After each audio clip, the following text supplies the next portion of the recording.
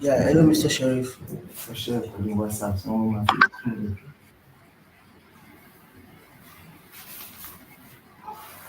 Hello, Mr. Sheriff.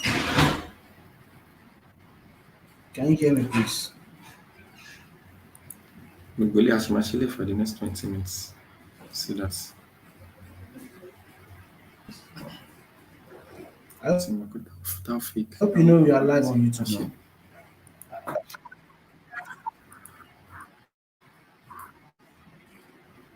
Yeah, I'm trying to. Okay.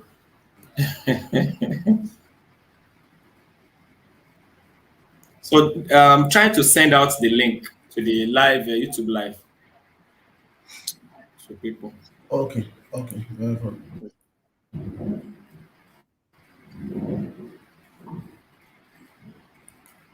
Oh,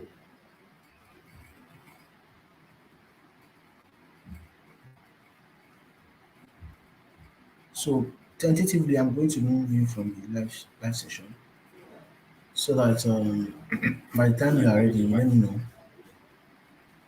okay, So you can use the private chat pending when you are ready to go live. We have three viewers on YouTube right now. okay, 2 viewers. Okay. Mm.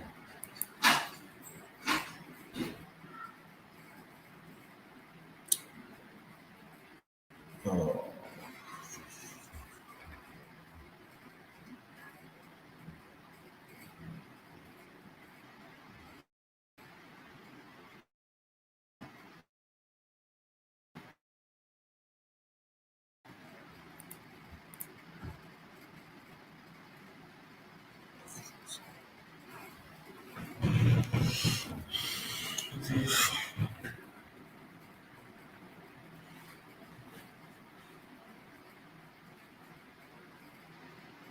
so, good evening, everyone. If you are just joining the session today, please know that we are going to be getting started as soon as we are fully onboarded and we have just few minutes to go. So we are only waiting for some of our speakers to join the stream. And if you can hear us from YouTube, please share, drop a comment, let us know you're there, so we can also know that we are not the only one in the room here. So you can just drop a comment and let us know you are live and you are there. Please.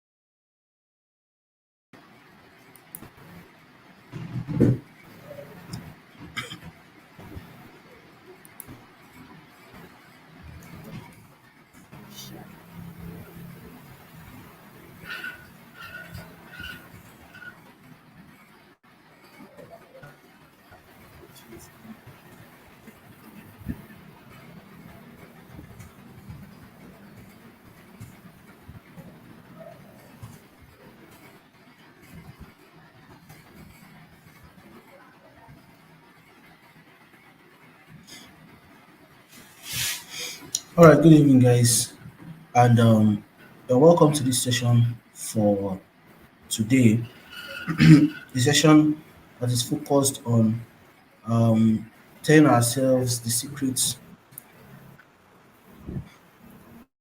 of getting a fully funded master's degree and PhD program, scholarships in Canada and Europe, following the HND pathway.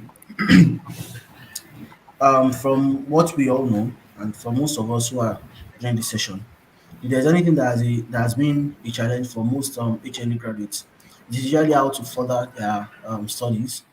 Particularly, of course, in Nigeria, you have a case of where you have to go through either the ph.d route, the postgraduate diploma route, before you're able to further into your master's degree.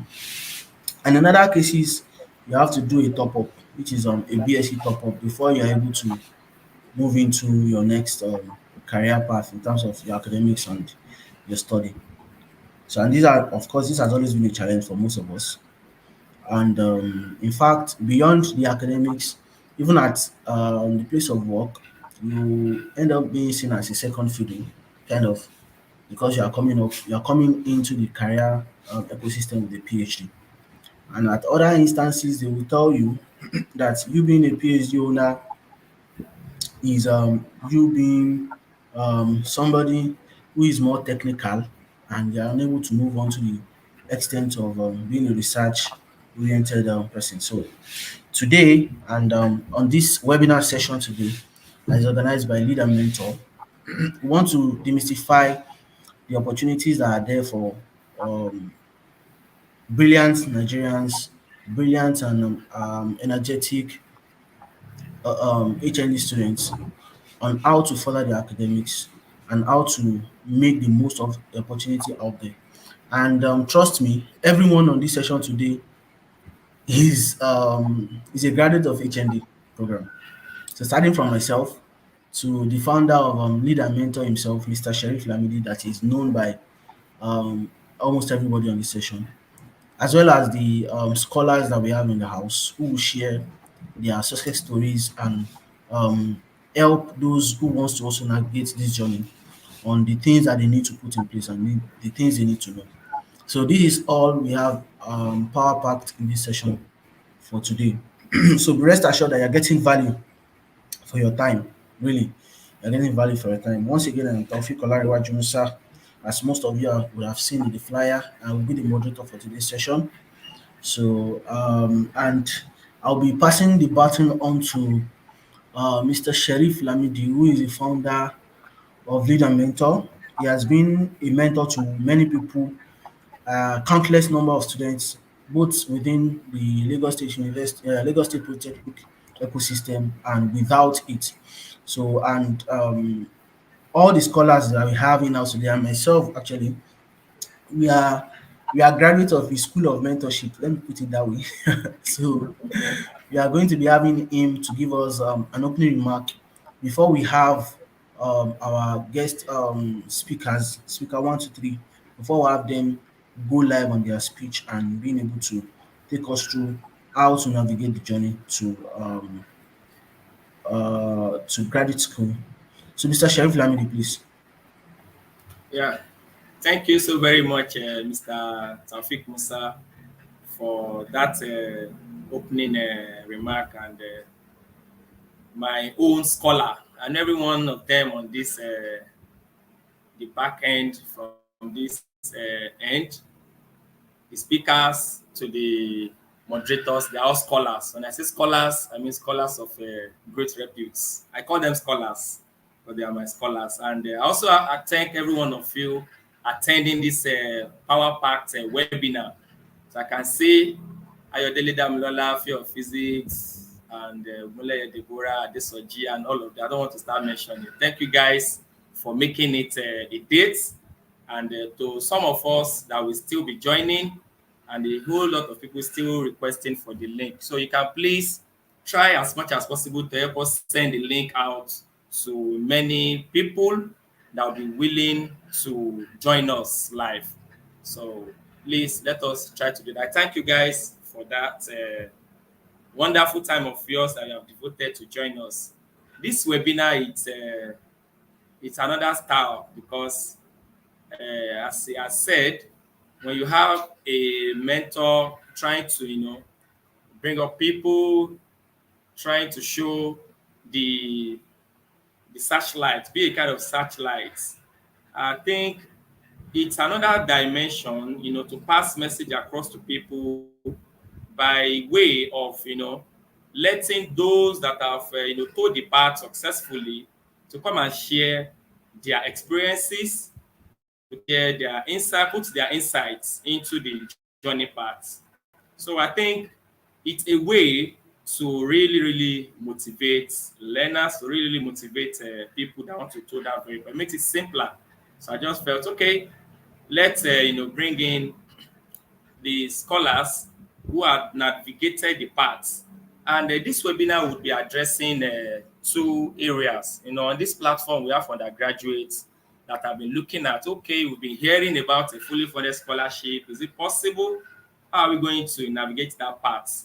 So for the undergraduates that are currently on, and there are those that will still be joining, I can tell you today you would be having a better insight as regards how and what you have to look up to on campus. A journey or the journey of 1,000 miles starts now. So you have to start well and the journey well, so that by the time you are transcending out of school, possibly you are, you land in either US, Canada, or Europe for your fully funded scholarships, provided that you are aware of where you are going. And to the graduates that are among us that are still trying to navigate the paths, so they will be sharing giving a great insight into the how to go about it. Well, I've also received quite a good number of messages that are why HND. Well, I need to clear that part. The webinar is centered, or let me say it's HND centric. We're talking about HND because we know the graduates of HND often have that second fiddle mindset that our certificate is so relegated. So we need to look for a way to motivate them, cheer them up, and let them know that their HND is a power. It is a great opener for them. But in a nutshell, if you have a BSc or a degree or bachelor, so to say, sincerely, you are good to go. What an HND can do, I don't want to say it can do better, you can also do. So, and that's what I have for you. So we'll be hearing from the speakers as they would do great justice to the topics, which are the areas of questions that have been popping into my social handles. So I think that's what this webinar will revolve around, and you'll be learning a great deal from it. Thank you so very much.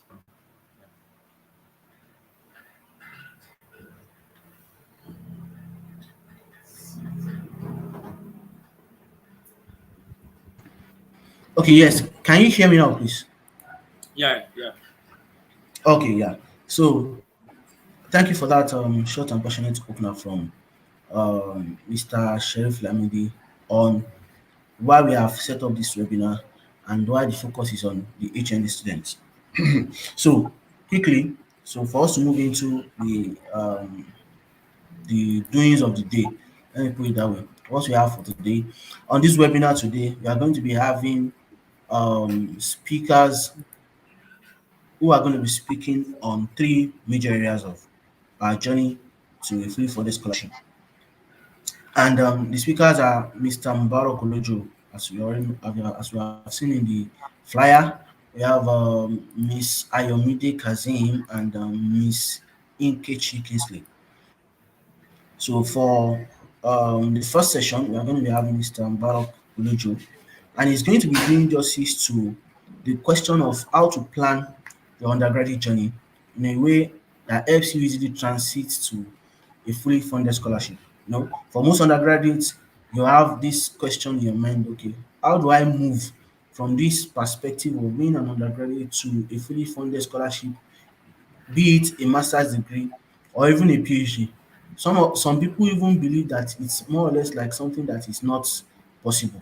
How can you have HND and from HND you fly fiam to PhD? So it feels confusing and it feels so surreal actually. Right. So I'll be bringing in Mr. Mubarak Kolojo now. He's been in the studio with us since he started, and Mubarak Kolojo is joining the session now. And for those who already know, Mubarak has is currently studying at the Louisiana State University. His focus is on PhD mechanical engineering. So please, Mubarak Oloju, you have the room to present yourself and then please take us through. So he's our number one scholar on the call today. So so please, Mubarak Oloju, you can unmute yourself and let us know what you have for us today. Okay, good day, everyone. As I have said, my name is Mubarak Olojo. I'm a graduate of Lagos State Polytechnic Mechanical Engineering. I'm currently doing my PhD in Louisiana State University Mechanical Engineering, to be precise. I'm working in the microcombustion laboratory, and we'll be doing research on biofuel. So basically, that's just the overview of my profile at the moment. So the question what I'm supposed to do justice on how to plan your undergraduate life. So being an undergrad, especially in the with HND background, it's very very tedious. Your mentality, you feel like, oh, is this achievable? Yeah, it is achievable. It is. So I would like to start. Our HND is we have limitations in Nigeria. Yeah, that's certain. Well, there are limitations in the US too, but we have a lot of opportunities. No professor has asked me if I had HND or BSc. No, as long as you have a 4-year degree, then you are good to go. So, and our HND qualifies to be a 4-year degree, which is the 2 years for undergrad, and the other 2 years, the 2 years for ND, and the other 2 years for HND. That is how it qualifies to be a 4-year degree. If you have a 5-year degree, which is your bachelor's, is fine too, but they don't actually matter. And no, the school has not said, oh, because I have HND, I should come and take a course, a prerequisite course that will allow me to take another course.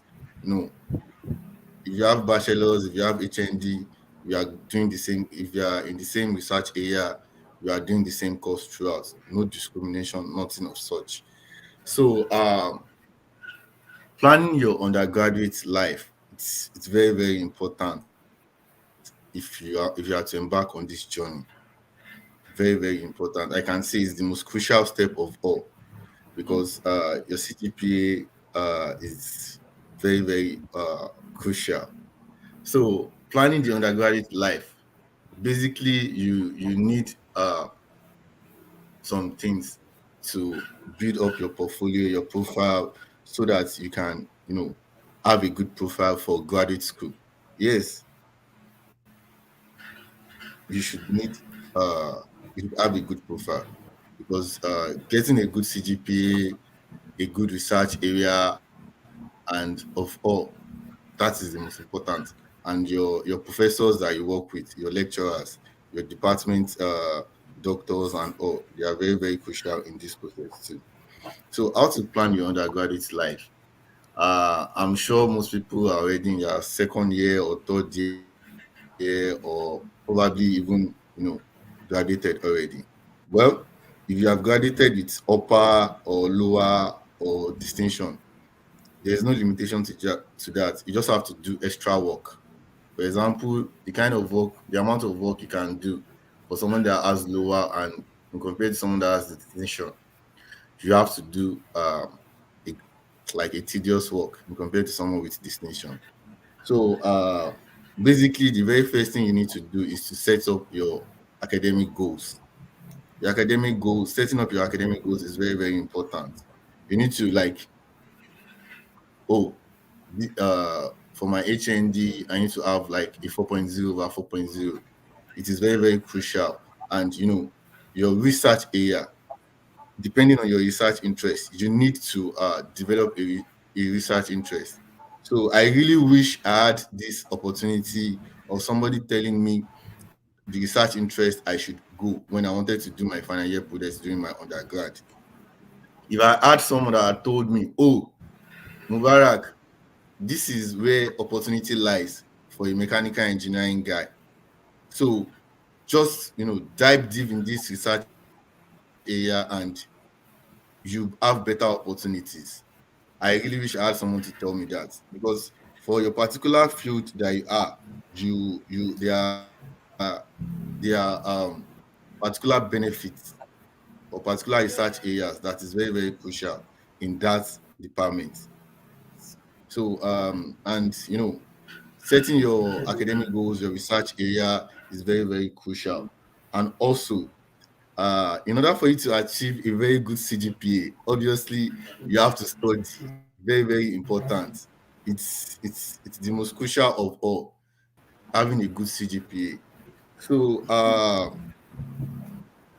other things like join for volunteering and joining organization. Yeah, when I was in my undergrad, I was the financial secretary of the Faculty of Engineering. It is very, very important. It's part of your portfolio, it's part of your profile. When they see that you have a leadership skills, it's very, very important that yes, you display the qualities of a leader. Because in the lab that you'll be working, the professor you'll be working with, your quality as a good leader matters in that aspect.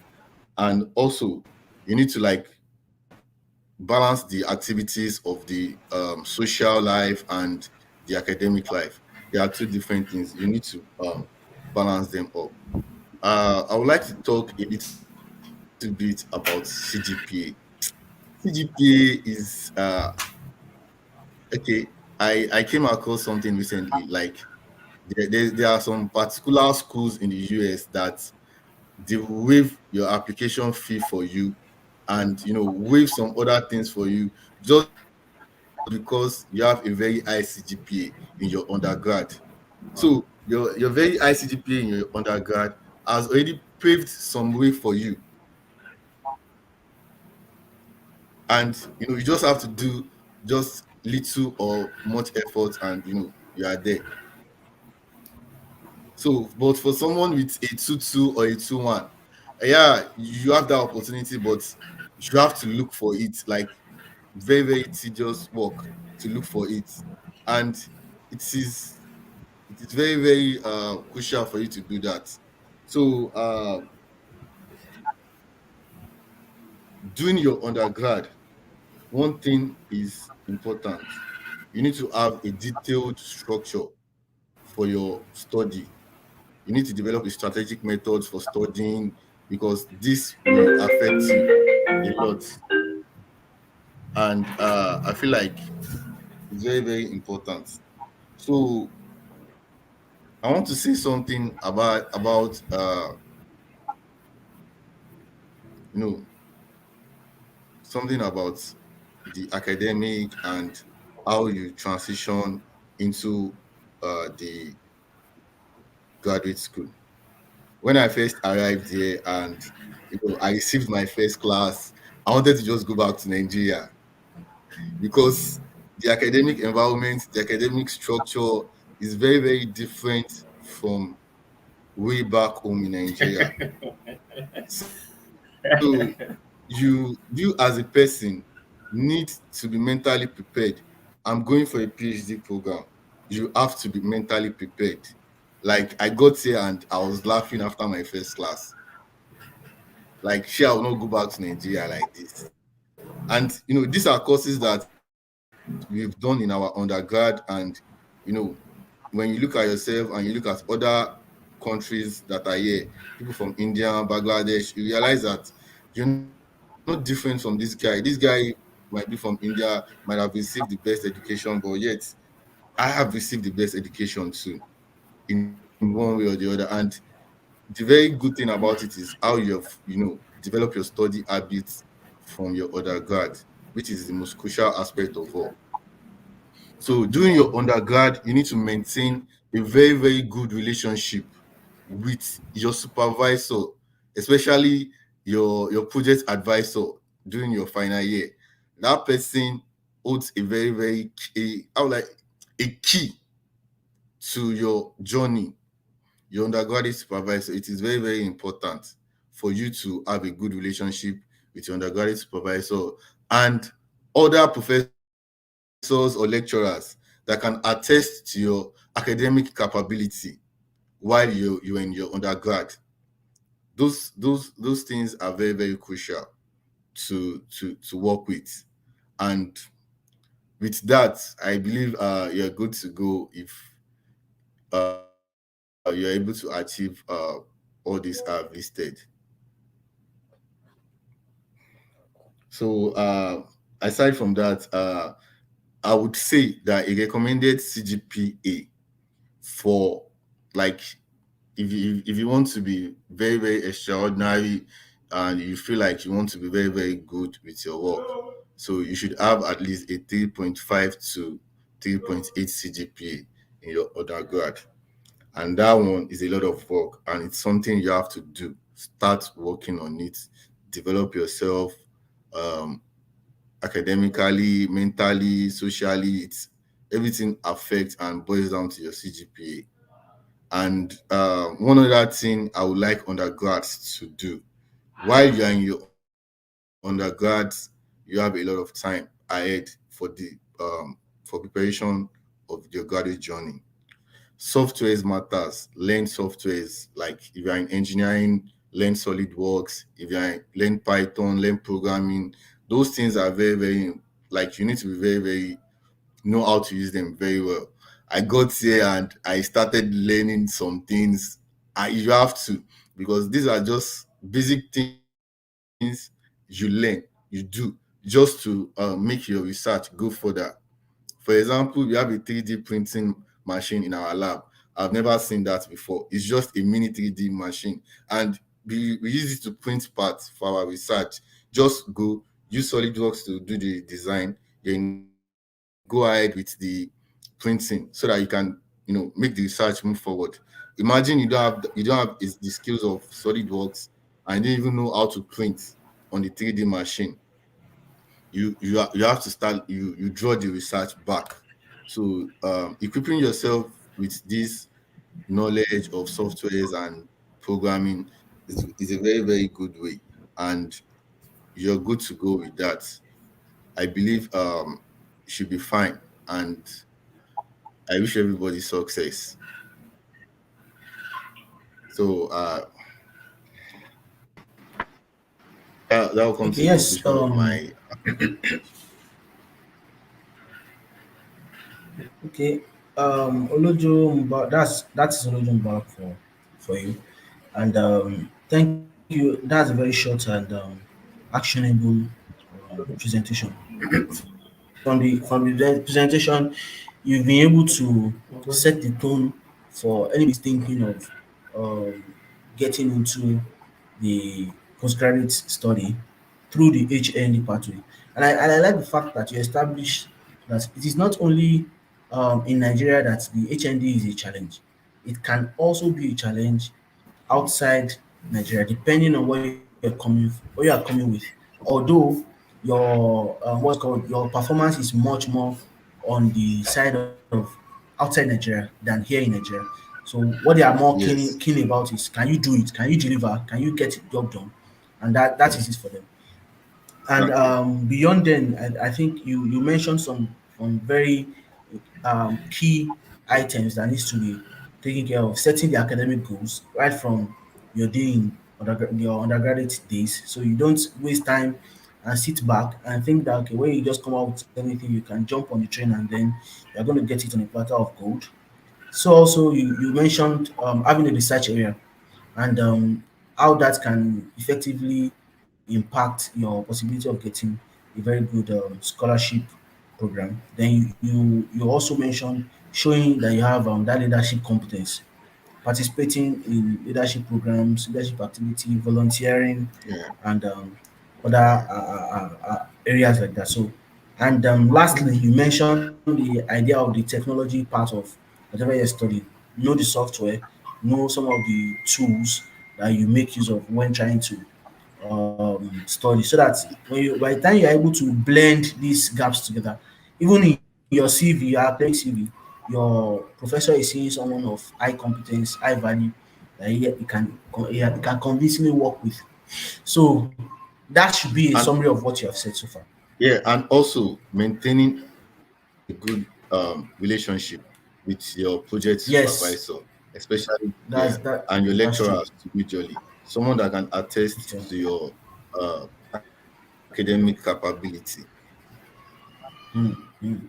That's an interesting one. It is very, So we very have important. some questions. Yeah. So we have some questions here. So I believe that most of the Mm. questions are bordered around, you mentioned something around having a CGPA of 3.5, 3.8, and Recommendation. oh, Is over here. So so I was going to point it to some is questions actually. okay. So So can you see? basically So the over 3.5 here we to have the issue of 3.8 okay, go on, go on, go on. is over four. Is over four. 3.5, 3.8, Yes. because majorly in the United States they use 4.0. So when I'm talking in CGP, I'm talking of 3.5 to 3.8 over 4. So one of the things that makes our HND very, very easy to assess is this, because in Lagos State Polytechnic, to be precise, we work on the 4.0 scale. So when you present your academic transcripts to the school that you are going to, when they see it, they know, oh, it is 3.8 over 4, and you are good. Though it's not a must that you have this 3.5 over 3.8, but it's always good to set the target and get this CGPA very, very good. If you have a low CGPA, probably if you have graduated, yeah, it's not the end of the road. You just have to do, yeah, if you have a low grade, yes, but you just have to do extra work. Extra work. It's going to be tedious because there are guys in that same area that have very high CGPA. So now imagine you with a low CGPA. Though there are also other things you can use to compensate your CGPA, like to complement it. But it's always advisable if you are still in your undergrad. If you are still in your undergrad, I repeat again, if you are still in your undergrad, you can always aim for at least a 3.5 CGPA. Okay, so there's a question here that what is the best GPA for those in the university? So Okay, for if you are in the university, I met some university guys that they have about 4.4 to 4.3, 4.4. I have a particular guy in my department right now. Um, I think he graduated from OAU, Nigeria. I think he had a CGPA of 4.2, 4.2. So it's not a bad, it's not bad. It's 2-1, and I feel like if you are in the university, you can always aim for first class if you are still in your undergrad. But if you can get the very best CGPA you can get, try and do that. But 4.2 is not bad. okay, so this will be the last question that we'll take, so I can move on to the next discussion, which is Okay, going to involve what are the things we higher can do to exam. compensate for low grade? Low Well, grade, yeah. uh, I'm very sure that question, I don't want to answer that, but I believe Okay, there's still somebody that will do justice to that very well. okay, So in okay, what our next presenter will do. okay, okay, So okay. there are a That's lot of awesome. things That's actually. awesome.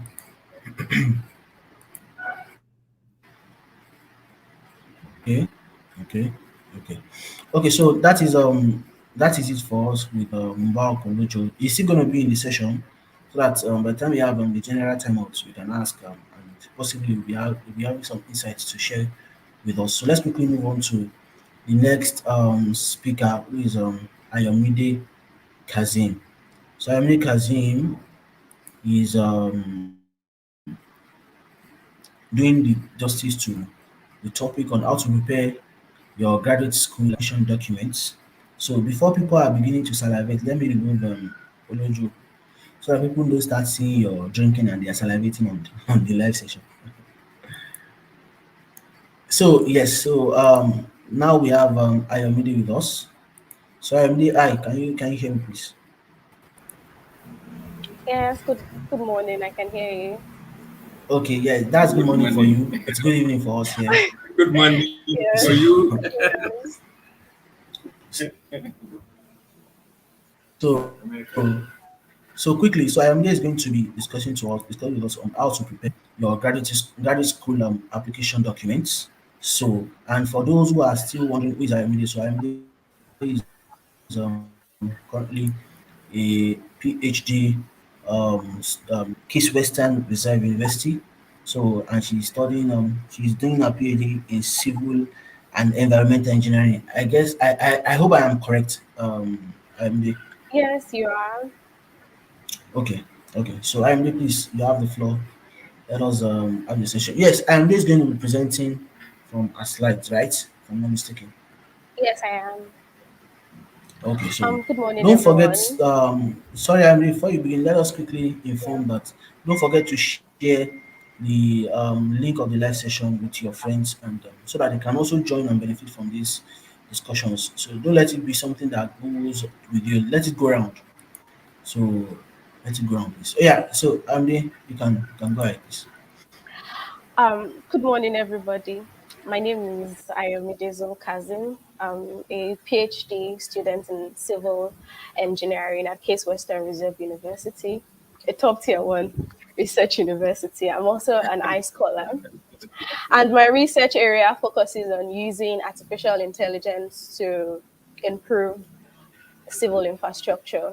I work at the Opal and Richard van der Hoef Lab and also the Institute of Smart, Secured, and Connected Systems. Today, I'll be talking about how to prepare graduate school application materials. So, when you want to pursue graduate program, you have to, of course, apply just like you have JAM and you have to, sorry, your undergrad, you have to write JAM and then also present your WAEC results to get into the university. It's the same procedure, just a little bit different in the US, the UK, and also in Canada.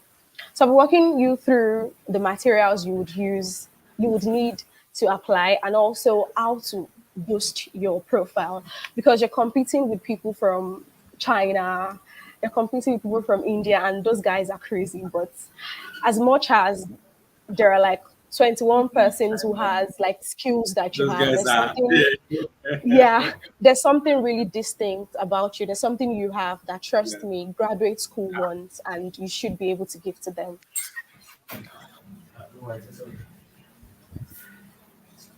So I'll be starting off with your transcript. This is something that is readily available. It's what you get after graduating in Nigeria, your undergrad, and you can actually apply for it through, I think, exams and record. At least for my school, exams and records to get your transcript. And if you're graduating this year, and you're planning to apply this year or next year, you should have started or have already gotten your transcript because that's like one of the most pivotal documents you would use in applying. So the earlier you get it, the better. And also your recommendation letter.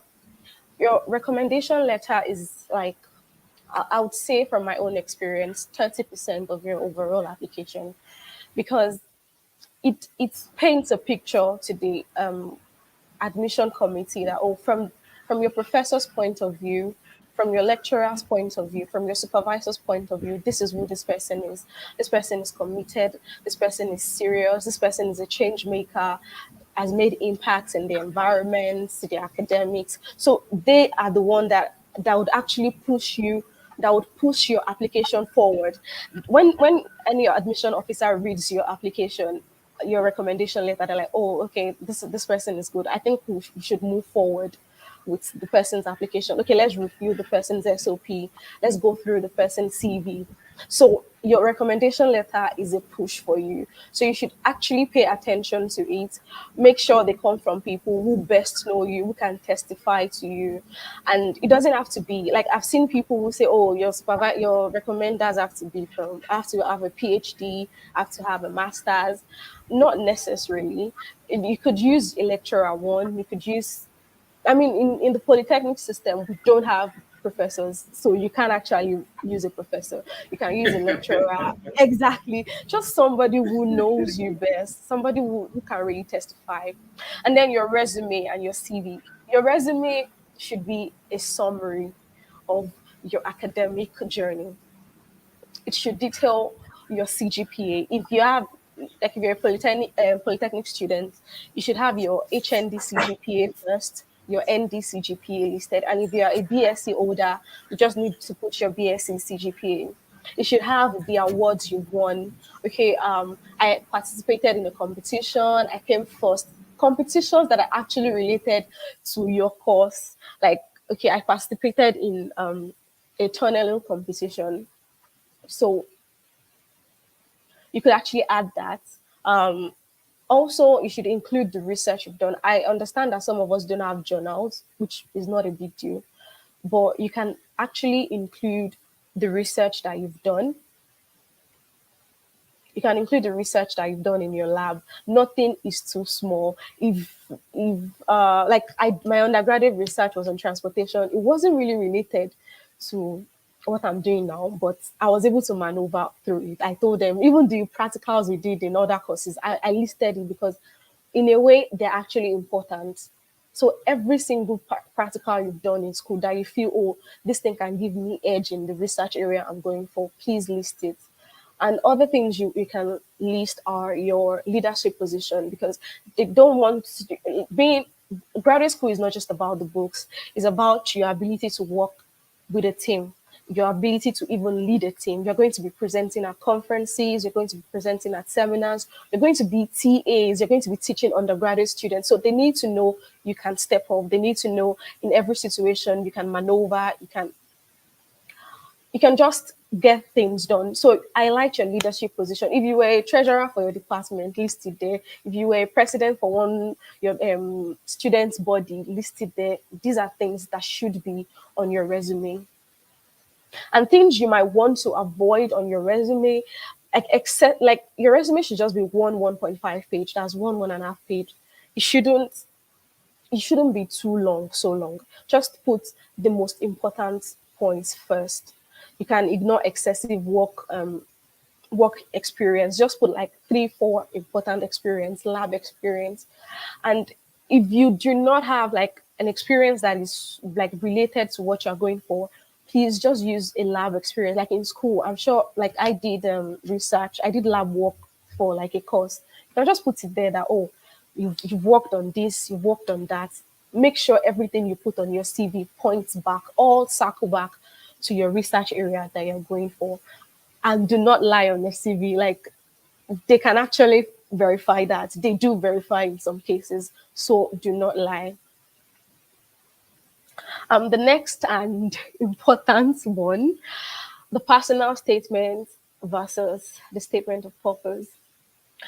Some schools would actually ask you to write either a statement of purpose or an SOP and a statement of purpose. So it could just come out, write a statement of purpose only, and sometimes you would be asked to write personal statement.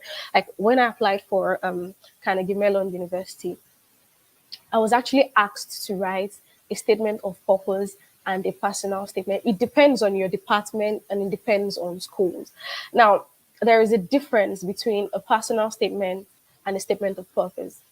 A personal statement just gives an overall view of who you are. Who are you as a person? And a statement of purpose projects who you want to be. Now, I would like to differentiate them.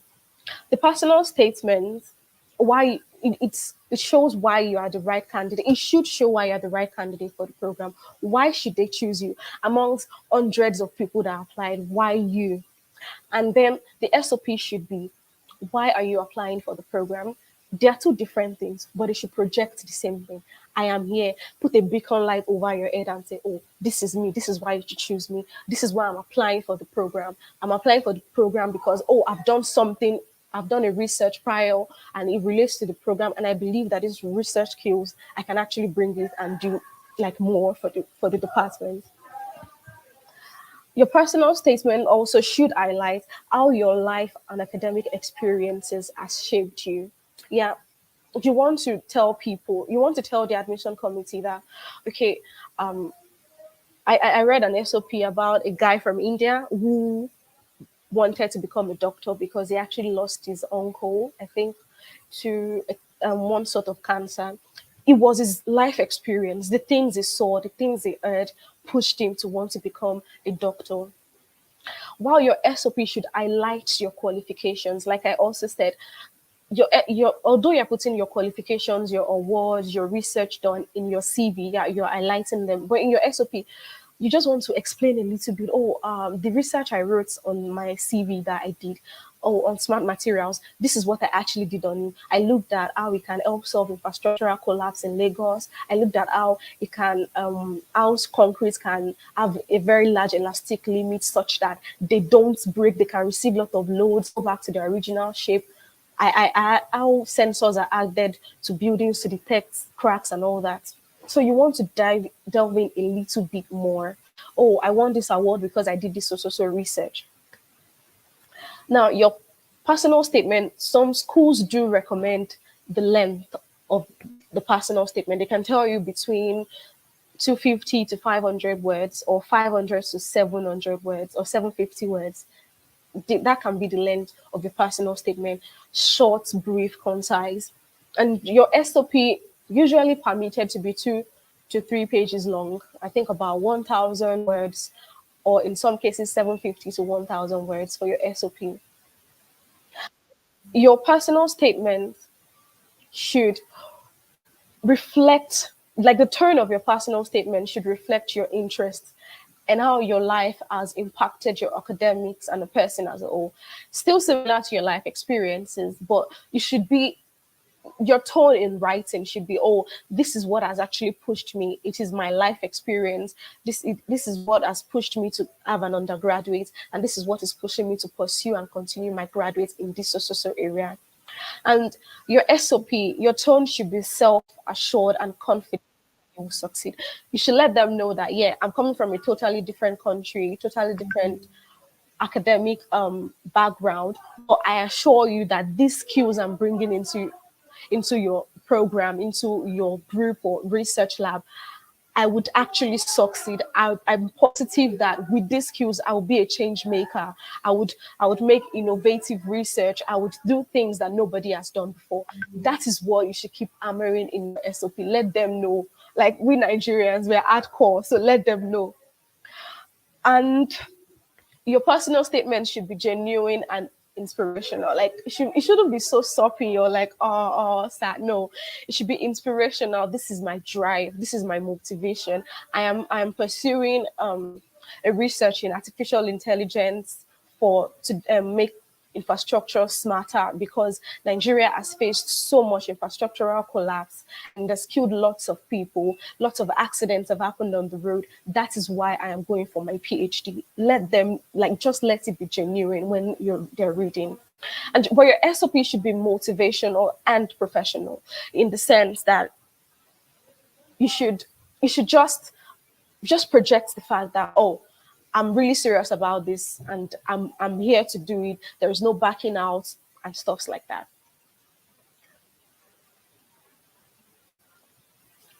So what you should do in your personal statement and statement of purpose and what you shouldn't do. You should do a proper research in the sense that the school you're applying to, the department you're applying to, make research. What are the things that the department is known for? Like my school, one of the things Case Western Reserve University is known for is our co-op program. While you're a student, you can actually be working with industries, doing interns, gaining work experience as a student.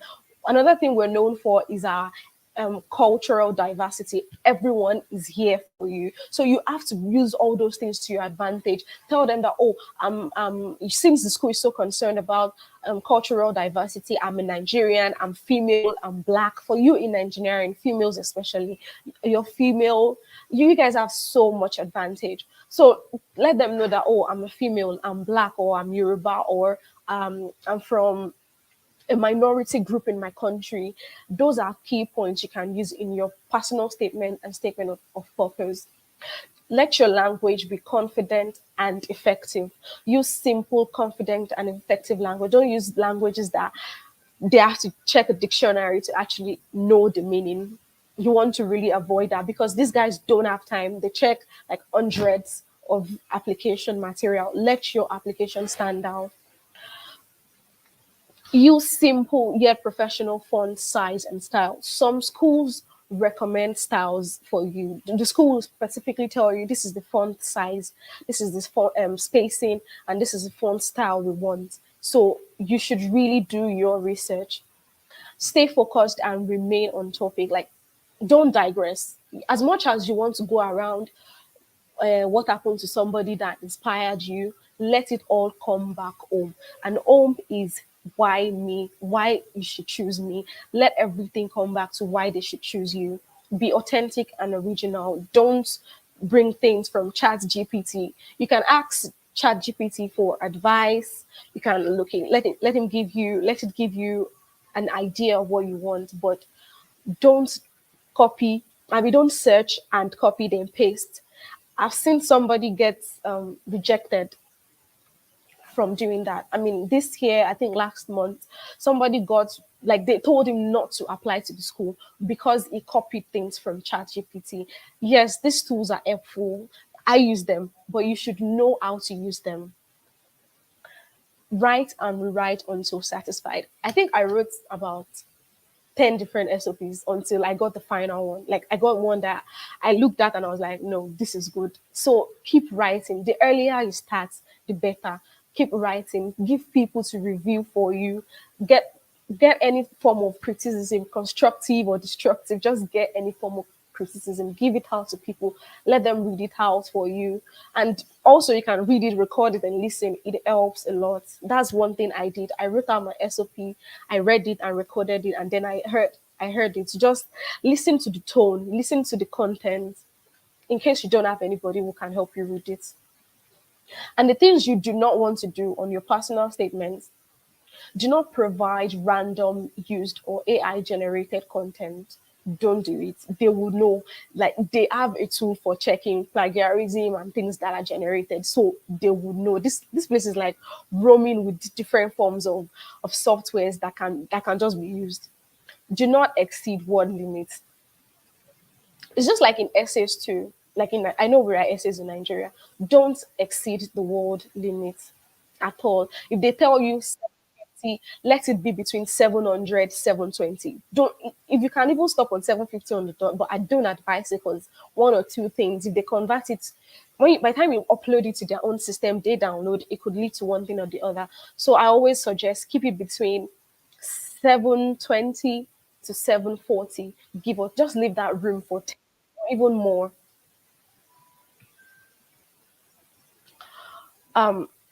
Do not use complicated words. Like I said, don't use words that will require big dictionary. They don't have time, so just avoid it. Don't use common phrases, like things that you would randomly see every other day. Be unique and stand out. And do not use the same SOP for all your application. I think people make this mistake. Like, they write one SOP and they use it for like 10 different schools. You don't want to do that. You want to tailor your application to the schools you're applying to. You don't want to just, oh, I've written application, I've written SOP, and that is just what I would use. Do not repeat information. Just what is in paragraph one, don't bring it back to paragraph two. Don't bring it back to paragraph three. Your cold emails.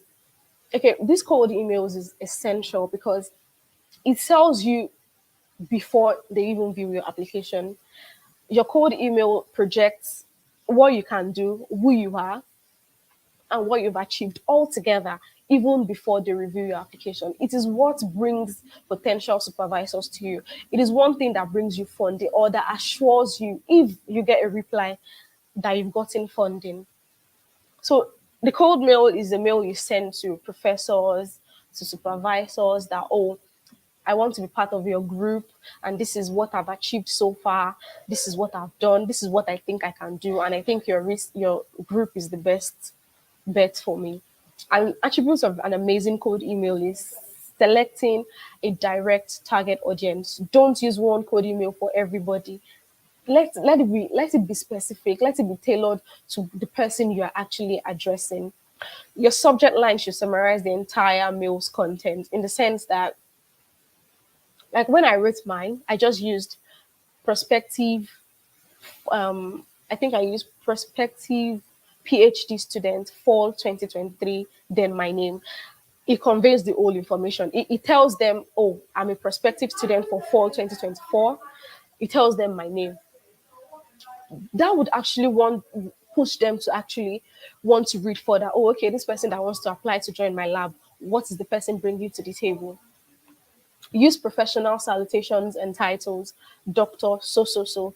Don't use Miss or Mr. because some of them don't identify with the pronouns. Some of them do write their pronouns, but some of them don't identify with what you're actually saying. So use professional salutations. Introduce yourself by highlighting your strengths and achievement. Tell them, I graduated as overall best in my department, in my school. I won this award, this one, that one. Keep the mail concise, clear, and consistent. Don't make it too lengthy. These guys don't have time. Your signature should contain a thank you and salutations. You should, of course, salute them again and then a thank you. I think your address should also carry your name, your email address, your contact, and your country. Just that form of signature is really nice. Then other things is sending mail from personal email addresses. Don't use any email that has I don't know, sexy baby something. Just use a professional email like your name, this, a number, those normal email, not emails with different attachments.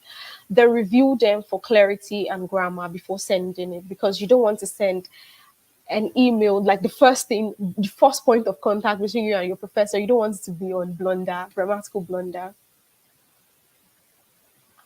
Then additional application material. Like someone asked, if you do have a low CGPA, what can you do to boost your CGPA, your profile?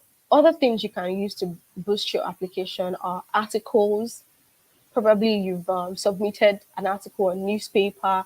For those that studied mass comm or something, probably you did a newspaper in school. Even if it's in school, it doesn't have nothing is too small in this application journey. Trust me, every pivotal point in your life, every tiny thing you think you did in life is big. It is really, really big. So whatever it is you published, just put it there. If you have written samples, like you've done project, like some department actually asks for written samples if you're applying, so you might actually need that. Journals, practicals, or research that you've done, and also a very good social media page. And I think one of the best social media page is LinkedIn. Is more professional. Some also do like Twitter. I don't know. I've seen some with Twitter who ask for my Twitter account, but LinkedIn is the best page for you. Oh, something I didn't mention in the cold mail. If you're sending your cold mails, please attach your transcript and your CV. They provide additional information about you. Okay, and also these are websites for graduate application. I just compiled a little. Some of them are for writing SOPs and personal statements. Some of them are for reviewing. Some of them list colleges like universities in the US with their ranking. Some will put you through how to write a very good SOP, and also some on fee waivers and all that. Thank you. Okay, that is Ayomide Kazim for every one of us. So you've seen Zul Kazim, right? So that's been a very interesting presentation. At least it was quite detailed, and has this kind of teacher approach to the presentation. More like if you, since you are going to know if you a future lecturer, so a future professor. So that was an interesting one. At least it had in details the essential things you need to know about the documentation for graduate school and how you should prepare your documentation. So it has the point when you are trying to gather your documentation together and when you want to send it. So critical information that I can't even summarize it in whole. So what basically it talks about being genuine, ensuring that your documents are intact and are correct. And of course, the documents speak about your personality genuinely, not an assumed personality. So, and of course, there was a very much emphasis on the personal statement and the statement of purpose beyond just the academic record, the CV, and other kinds of documents. But that personal statement is more or less like the beaming light that shows more Yeah. on your personality and your competence to take up the research work. So that has been a very interesting one. Yeah. And we have some questions here to quickly take. So because we have Inkechi that is online, and she also has some other things that she wants to do. So I'll just take some questions related to what you have addressed, particularly Ayomide, then and our general statement. I'm going to bring in some other questions. So there's a question here that says that what if I don't have a publication? So can you see what if I don't have, is it really that important? Okay, like I said, you don't necessarily have to have published it. I didn't publish prior to applying. I published after I've gotten admission. But the thing is, if you have a research you've done, you can put it there. Tell them that you've done this. You don't have to write publication. Just write research slash articles or just research only, and just put, oh, these are the research I've done. You don't have to have published it. Okay, so just like I think your response has answered this question, which is can I use my written project? So Yes, you can definitely. Please put it there. okay, so you have a compliment here. Let me show you. So this is the compliment. So I believe this person knows you very well. Taufik Moshood. So you look more Probably. beautiful. That is a comparative statement. Thank No problem. you. So so while we are looking at that, so let's have Nkechi to join the session. I think she's very much ready to take us through on our own part of the discussion. And Nkechi will be telling us more about the encouragement that you need because beyond just the application, there's a need for the mental readiness, the encouragement, and that is what Nkechi is going to be taking us through. And I believe that Nkechi is very much ready. Nkechi and Mubarak Olojo, they are in the same school, Louisiana State University. So, and I believe I'm the odd one Nkechi is out. studying chemical engineering. So, okay, yeah, the odd one. Okay, sorry about that. So Nkechi is live, and she's studying chemical engineering at the Louisiana State University. So Nkechi, thank you for joining us for this session. Hello everyone. Good evening. I think it's evening over there. I would just like to highlight the importance of academic excellence and being like hardworking in your graduate study. So, can you guys hear me? Like, am I like Yes, very well. We can hear you. okay? So, just to highlight the importance of like um academic excellence. So, I graduated from Lagos State Polytechnic. Before I graduated, I already had some information about, like, I always knew I was going to study abroad. I had good grades during my ND, so I did not want to do a direct entry because I knew my end plan. Like, okay, I'm going to study abroad. I want to get my MSc, then get my PhD. So I thought of the cost. I thought of the time wastage, like doing a direct entry, spending more years for something that was not important. and I had some other personal issues to also consider. So I had to like have my A game. So in ND, I was the second overall best graduating student. I didn't even get a lot of compensation. In fact, I was disappointed. I think I got 15K during the whole ceremony. So from day one, when I got into my HND, like I wanted to graduate with a 4.0, and I worked towards like getting a 4.0. So that was what I was just working. Everybody was just trying to get like, okay, let them get this. Mine was, okay, I'm going to get a 4.0. And that was what I did. So I got 4.0 on semesters, but I made sure like at the end of the day, even if I did not get, my CGPA was not 4.0, it was very close to 4.0. And I graduated as the best graduating student in my school. So for me, by the grace of God, I didn't have to do like a lot of applications. I think I only applied to 2 schools.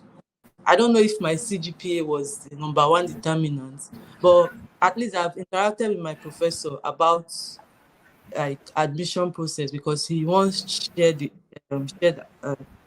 so I think from what I've, like, not just my advisor, and I think from other things I've read, I think your standing, your position in class matters.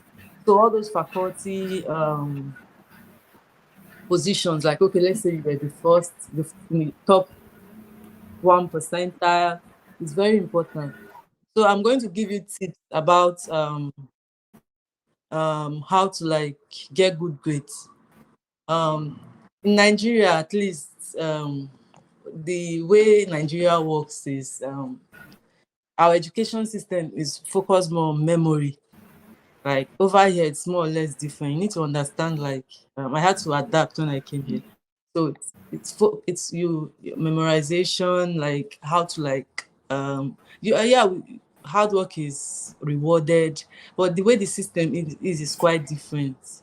So from over here, so in Nigeria, like, let's say you have past it's helpful to have past questions. It's helpful to like just start reading from the beginning of the semester. It's helpful, like, one way or the other, you are going to get it. At least in my own school, I don't like last week when it was last week. I don't know about like other schools. So read, if you read, if you don't understand, as far as you can just do it, you can get good grades. So, but over here, if you don't understand, you don't understand. So let me just clarify, okay, about how you can get good grades. So I wrote some stuff down, but I'm not going to be presenting it. So what helped me in my undergrad was this. So, well, okay, for people that have HND, your ND and HND matter. So you can't say, okay, let me just waste away my ND, then I can get grades in HND. No, you are not submitting only your ND.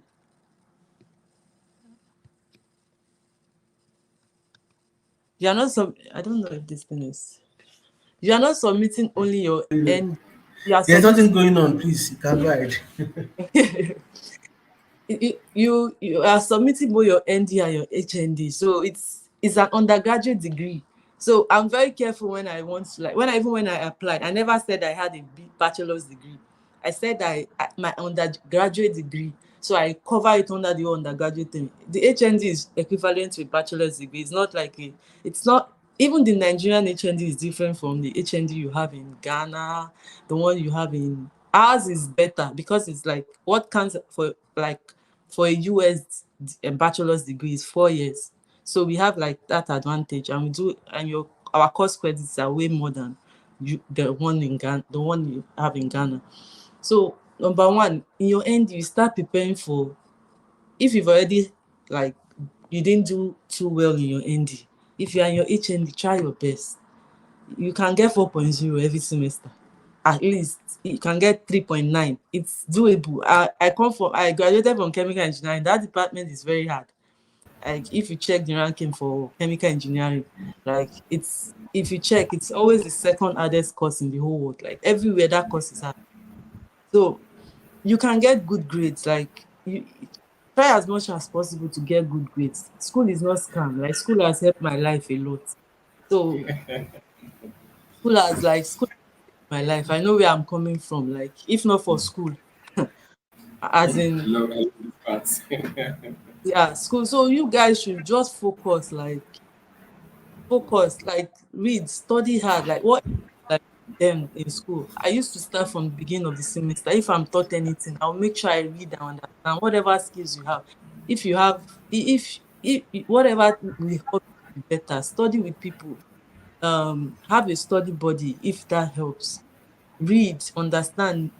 If you are scared to meet the professor, the lecturers that meet other people, there are past questions. At least in last, I don't know if it has changed. At the Nigerian system, like past questions do not fail. That's what I used to do. I would go to the library. I used to meet people that were in classes that way ahead of me in class. I'll go and meet them. Some questions I knew, always come out in a year, because I know the first semester that I did 3 math courses, one statistics and two advanced algebra and advanced calculus. I went to meet people in the previous year ahead of me. I met them and asked them, okay, I knew this question was always going to come out. How did you guys solve it? Don't be, just go after like what you want. You are there for a reason. Just the mindset I used to have then was this, like I had my own distractions. Mine was novels. I would take out my memory card from my phone. I'll be like, okay, these 3 months I have it, but I'm going to focus on getting like the best out of it. I would read. I didn't care, like I would just read. Come back from school. First thing I do was I would read. So every day, any class I'm taught, I made sure I revised, I read like everything that day. So before the end of the semester, when people were like trying to like cram everything in together at the end, I had already revised, done all my reading. Then I was now going to go into detail and start focusing on, like I used to read a lot during exams, but it was more or less to like perfect what I already knew.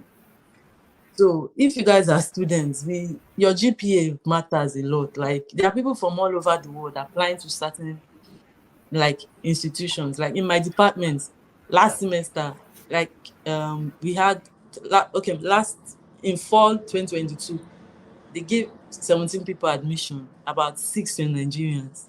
That means even in my department, because we have a lot of Nigerians in my department. When I go out for stuff like seminars or summer schools, I see Nigerians. So when you go, you see people from India, Bangladesh, different countries, China.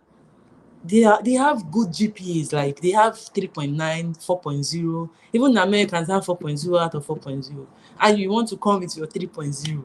Like, and the thing is this, some of them even do research before coming. Some have papers. You don't have papers. What can you show? What can you show to any advisor that is willing to take you on? Like, okay, I can do this.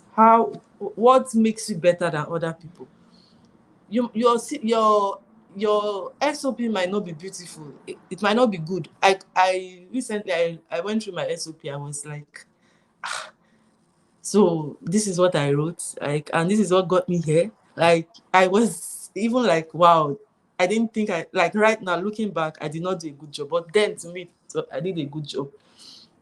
So you need to read help. I know it's not easy. I saw someone said, it's not easy. I know, but just take away distractions. Like people get in here with less GPAs. Like people come with second class upper, even if you they lower, I think you can.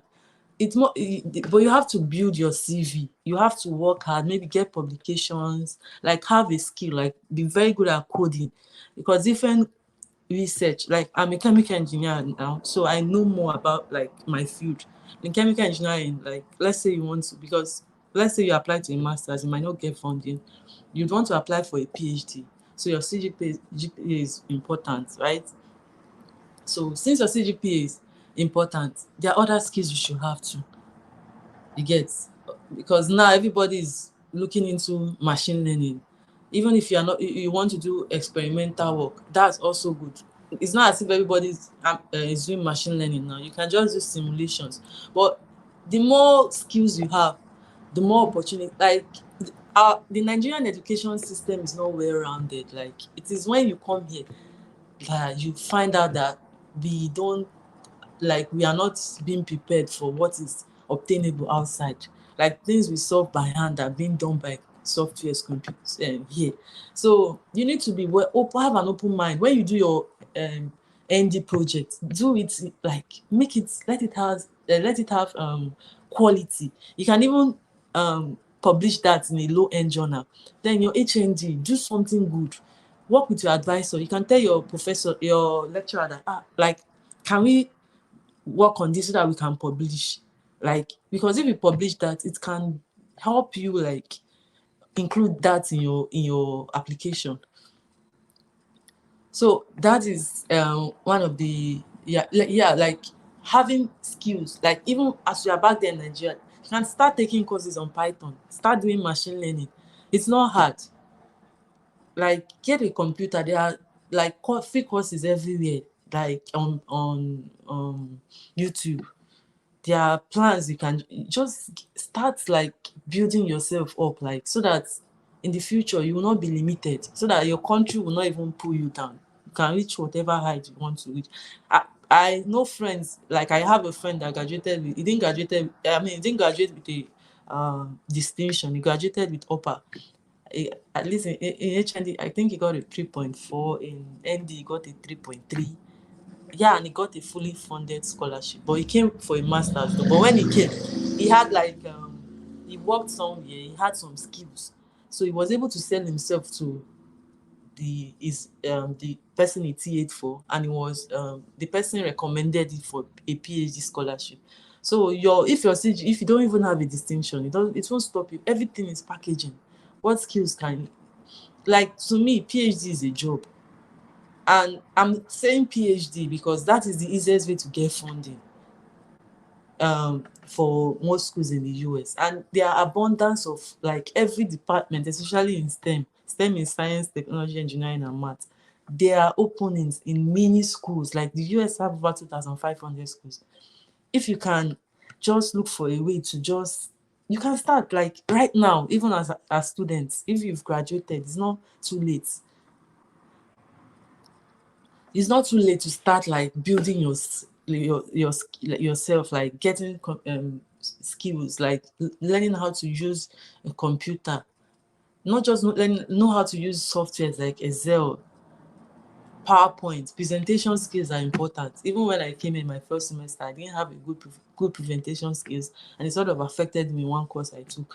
So you even like now in school, take everything serious. Like when your lecturers tell you, oh, we are having a presentation, it's not easy to give presentations, but if you can just spice things up, you can say, oh, because in my department we have like a computer lab, you can suggest, oh, let's use a computer, like our computer like or when they tell you to do presentation for at the end for your project defense, be happy, just do it, because you are learning, you are building. The thing is, you learn more skills when you do stuff. So I know it might seem daunting and scary. You can be like, oh, how am I going to do this? There's no info. Like now there is information. There's information everywhere. Like Mr. Sharif now came up with this platform to help people. There are guys on Twitter that give, and the thing is, join Twitter and LinkedIn. Like that, you get a lot of valuable information from those platforms. Like there are many scholarship influencers, advice, professors post openings in their labs there. So that is the whole thing. Like be strategic about like everything. Go online, Google. Spending data is not just for TikTok or Instagram. Google, like SOPs, you can see SOPs. Google, just there are lots of information out there. It's left for you to like just try to like make that effort to get that information. And it's good to have mentors. Like I remember when I was in last Protec, I nearly gave up on my own HND journey because Mr. Sharif reached out to me, was like, oh, you could go, like you can start applying to schools. But I was like, yeah, I already started. I even wrote GRE, and I told him that I wrote GRE. Imagine, like, be ready to spend money. People feel like they don't want to write any exam, don't want to do that. The thing is, like, you spend money to make money. You get, you are competing with people from all over the world. Now schools don't require people to write GRE. Some schools require it.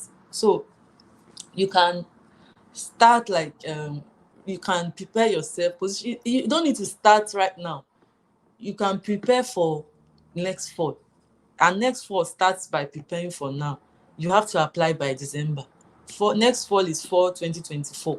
So you ought to have applied by December, so that you can be considered by for funding. So you start prepping, like arrange okay, you have a checklist, your SOP, your CV, your recommenders, and build you with a good relationship with your lecturers in school. Try to build, especially your project supervisors, because they are the ones that write your recommendation letters. You don't check on them, then out of the blue you tell them, oh, I want you to write a letter for me. How would you expect them to write? You can even have a rapport with your recommender in such a way that you would write the letter and tell him, oh, him or her, oh, please, okay, I'll write the letter. You write whatever you like, and the person will accept it, and the person will just sign and read it and go through it there. If it's okay, they can just sign, because some of them might be too busy to pay you attention. So, and what other thing? So you build that rapport with your project supervisor. Very important. Build a rapport with your lecturers. They would help you write. Build a rapport with your HOD. Build a rapport with people. Get your transcript, like get it. You get your transcript. Get your ND and HND transcripts at hold. Get it, like hold it, because most schools in the US you have to upload your transcript, like they call it unofficial transcript. So when you get your transcript, use that to apply. When you gain admission, you have to send the original one to them. So get good results. Have your transcript available during your service year, or even before. During your service year, that's when you even start applying, or when you just graduate, so that by your service year, before you are done or something, or you can go after, immediately after your service, so you can plan. So okay, I was even talking about Mr. Sharif. So the story, like the backstory is, okay, I wanted to give up. I was like, oh, I'm going to use another avenue. Okay, I'm going to use another avenue to get a scholarship, because I applied for one, because I didn't have enough information about the US. I was not using Twitter as I ought to. I knew about Twitter. My husband was always telling me about Twitter, but it was later I joined Twitter and I started seeing information, but I was confused about a lot of things. Then I was like, oh, I'll use another method. And he like told me to not give up.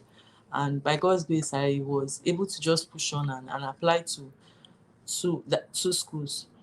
And those two schools I applied to three. Two gave me admission. One did not, because I wanted to do biomedical engineering. I didn't have the undergrad requirements. So, and LSU gave me full funding. I even applied for a master's, and they contacted me that they don't have it, that they didn't have funding for masters, or someone else took it, that I could apply for a PhD if I'm interested. And that was how I applied with. I was even in the dark about a lot of things, and it worked out just because I had that leap of faith to push, irrespective of whatever. So the grace factor is there, like, and that was what helped me. So that's the whole thing. So you can have mentors, like reach out to people. I have people who have reached out to me on LinkedIn that I've never met in my life. They'll be like, oh, guide me, help me. I review SOPs a lot, like from people I don't know. So people are ready to help. You can just see someone, oh, you know someone in this field. And the three of us that have spoken to you, that's another avenue to have like a mentor.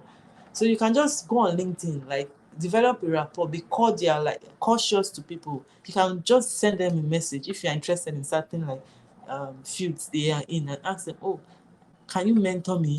I need your help. People are ready to help you do that. So thank you for um, um, giving me an opportunity to share my thoughts and all. So Oh well, that's a wrap from Inkichi, and really that's been an interesting one. More or less like a summary of what Olojo and Ayomide Kazim has brought to the fore in this session. So, and with that being said, I want to bring in Olojo and Kazim so that we can have some questions being answered quickly because our time is fast spent. And someone here spoke about, yes, this person had this question, Victoria Ogonna. Sorry if I didn't pronounce that very well. I just saw that your question seems to be very so. Yes, so when picking topics for your graduate research programs, should the topic be picked randomly, or am I to random pick topics already done by others?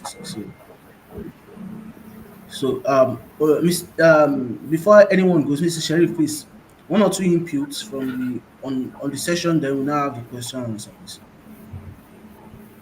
Wow. The session has been a power packed, as I've said earlier. So you would see that this session revolves around preparing yourself towards this journey. It is not a journey that you will just, it's not by a chance. You have to prepare, and you have to have that mindset of a success, mindset of achieving bigger dream, and you work towards it. And what revolves around the journey has not been dished out, particularly for those that are just getting admission into higher institution, those that are midway or neck deep into their studies, then those that are graduates. So, but particularly the undergraduates, first year, second year in the university, they have all it takes. In fact, I could remember when Ayomide stepped into the scan, I was like, wow, you can get a fully funded scholarship even doing your NYSC. And she was focused. And and that was just it. So that's is an orientation. Like if you see the way Nkechi was dishing it out, like she started from book, and book. And later she dived into every other things involved in terms of skills and availability of those skills. Everything is available. Everything you need is available. In fact, there is no limitation when it comes to this journey. So that I want to ring in the bell, in the ears and memories of the participants and all. Like you have no limitation. Everything is available. You need a mentor. Mentors are available. I Nkechi never knew me from when he entered school. Olojo no, Ayo no. You can go online, chat with people. People are ready to help on this journey paths. There are people. I can't count the number of CV and SOPs of people I have never met in my life. And so please, orientational thing. I could recall the first time he sent an upload about HND is not a disease, we can get this HND. People were like, it's a lie, it's not possible. In fact, I think our moderator Taufik was a witness of that then. So people were like, we don't know what you are saying. Some people had this HND before you were born, before you graduated, and you are telling us HND can give us fully for a scholarship for a PhD. Wow, thank God for today. It's not a news any longer. And the orientation is cool and you have the motivation, you have the drive, sincerely, you will get all what you want without any limitations. So that's just the addition I want to add, that orientational change. Thank you so much.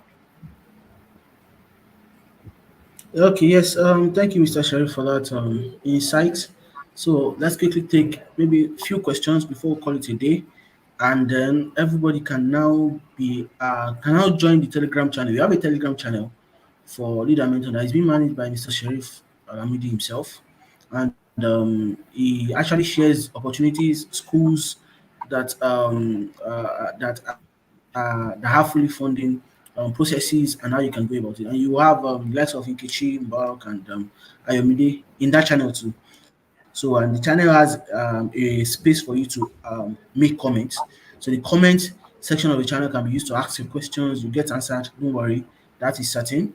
So, you can get answer from it. And if you have a specific issue, maybe a course based, a career based, or a path based, then that can be answered too. But on this call, let us quickly answer this question about when applying for graduate programs. Am I to pick topics already done by others, or how do I go about picking topics for my research? So, Olojo, please, can you go with that, please? Mubarak, are you there? Okay.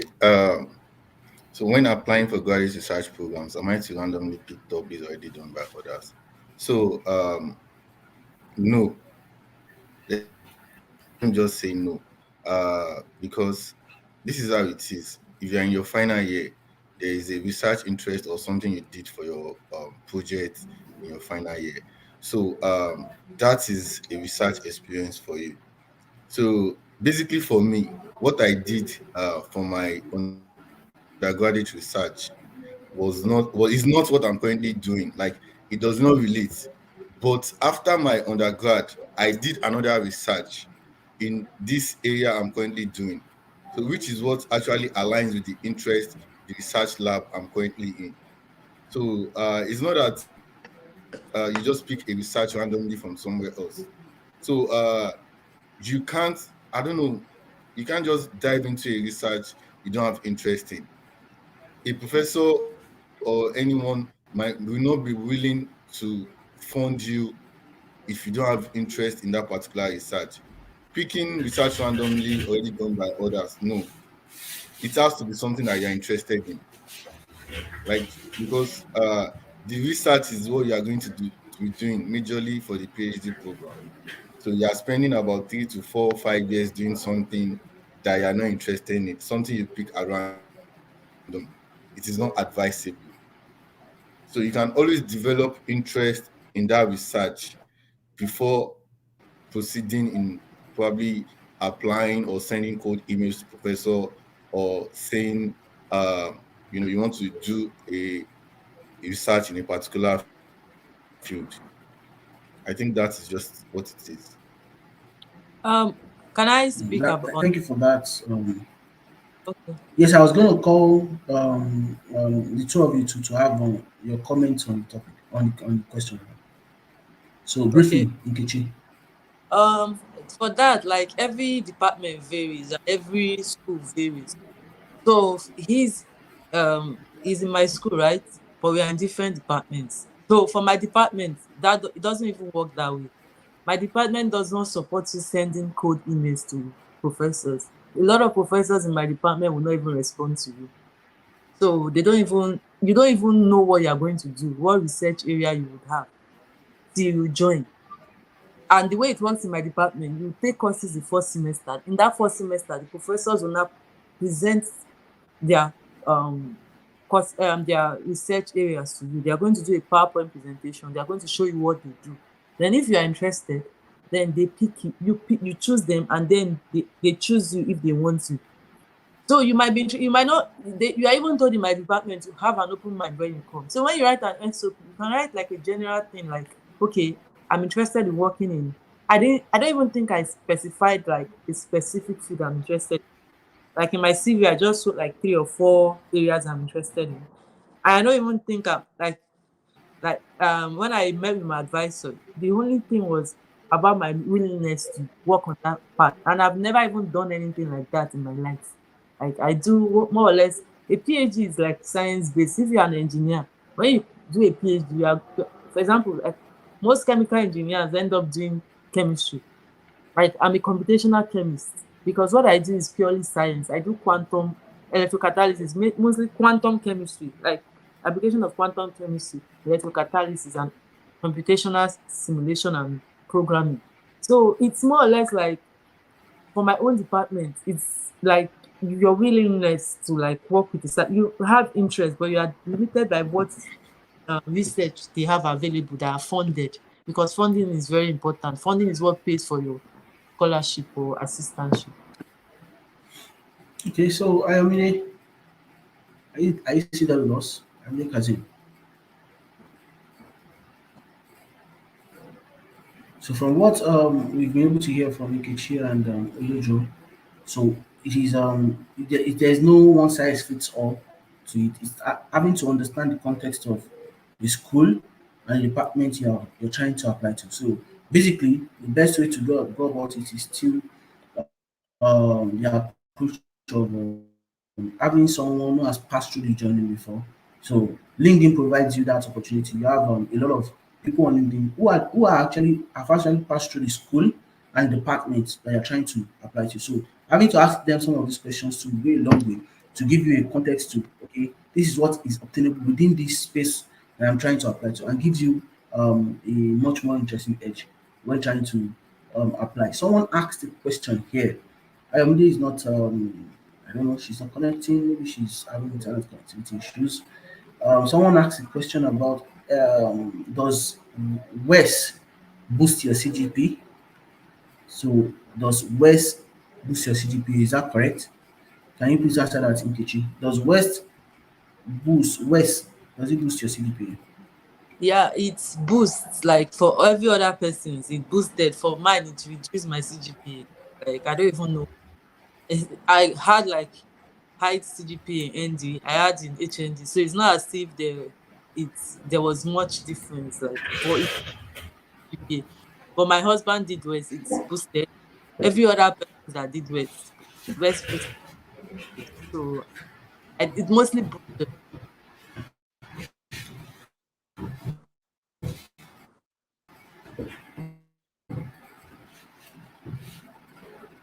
Yes, we can hear you. We can hear you correct, please.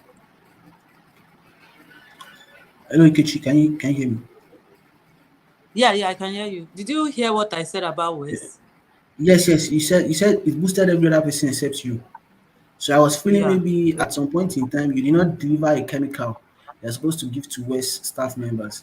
That's why they held back on some of your. But it didn't too much, but it was like sort of disappointing. Like it was sort of disappointing. Yeah.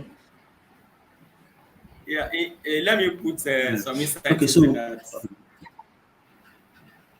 yeah, So in general, please go ahead, Mr. Sherry. we shouldn't have that general mindset that West will boost the CGPA.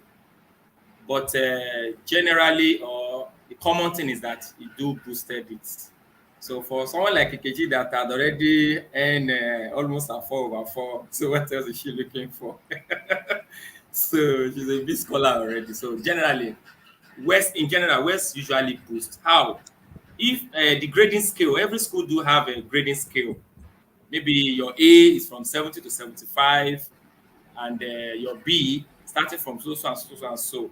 So take for example, you are coming from this part of our own side here in Nigeria, where our pass here is said to be, let's say, 50 or 45. In some courses, our pass is 45.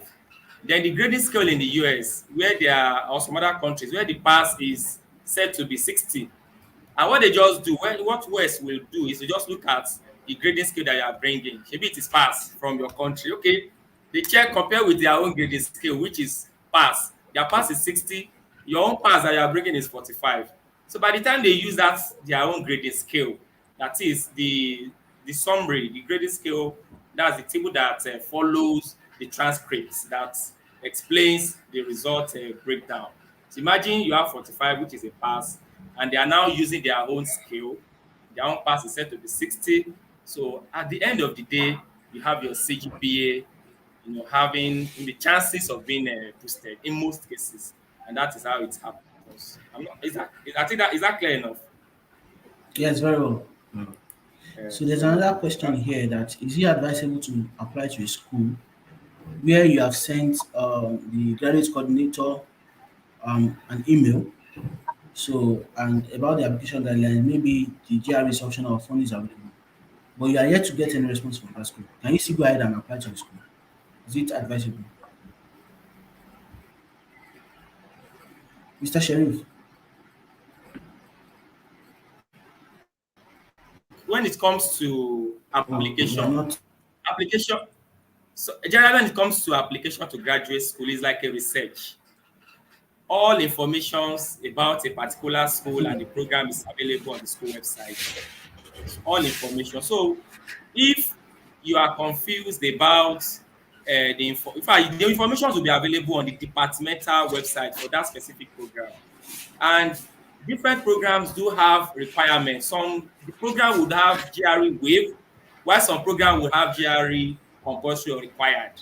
So just endeavor to check very well. Yes, you can make graduate code coordinator to get that information. Then you can also get it specifically from the school website. If you mail graduate code, it will, at times some of them will be like, you are supposed to have checked from the departmental website and check the requirements, although they will still answer you most times. So they will answer. That information you have asked the graduate code most times is available. But if you still ask, well, and you have not gotten response, you well, if you want to play with application fee, you can submit. But it's better you are sure of those requirements if it's compulsory before you submit your applications, because you cannot just play with your application fee. But if the application fee is waived, you can try your luck. You can try your luck.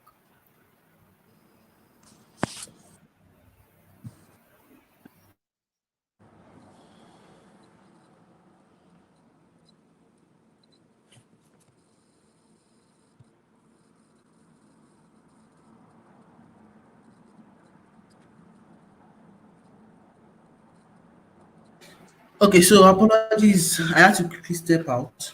Apologies. So there's a question here that says that she studied geography edu, but I have interest in PhD in health geography. How would I go about it? I've been trying. I'm just confused. Okay, so and this is going to be the last question for you, actually. Then, Mr. Sharif, please can you kindly post the Telegram channel link in the comments so that people can join the Telegram Okay. channel for post webinar engagements. Okay. So please, Nkechi, Hmm. what can you say to this person Um, that wants to if do PhD the in Earth geography? health geography, that is sort of confusing to me. What what is health geography? Like, like you need to, like, you might be thinking of a specific area that is not really like that is not really like available. Like you can look for um do you mean like the study of like the um um health, like the health condition of people in a specific region or something like that?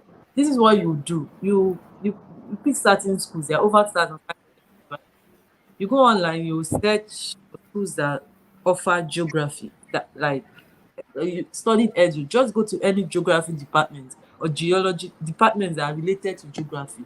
It's might not just be because in the US you can switch from one major to another. You can see people from mechanical doing a PhD in chemical engineering, people from chemistry, people from petroleum engineering, people from all walks of life, physics can even do like a PhD. So it's fluid. You can just switch. So what you are going to do, you need to know if you have the prerequisite, like if you have the covered specific courses. So you go to a department that in geography, check geography, fields related to geography. You can look at the research interest like of the faculty members, like what kind of research areas do they are they aligned to. Then that is what like determines what you will do. You can look for something related to health geography, but I don't understand what you mean by health geography.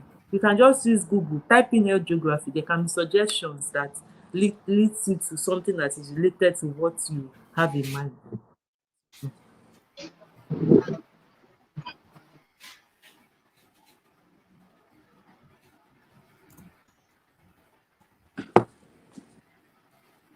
Hello? Ah, Okay, yes, yes, we can hear you. Yes, very well. So we understand. Mr. Sharif, what can you say to this person who wants to Okay. study Earth geography? If you want to study geography edu, but your research area of interest for PhD is health geography, how would I go about it? Graduate school journey, as I've always said, it should come with a flair and a bit of research. In fact, you'll be a young researcher if you are to do this application. It's very simple. If you are interested, as Scholar Nkechi had earlier said, you need to look at schools that offers geography.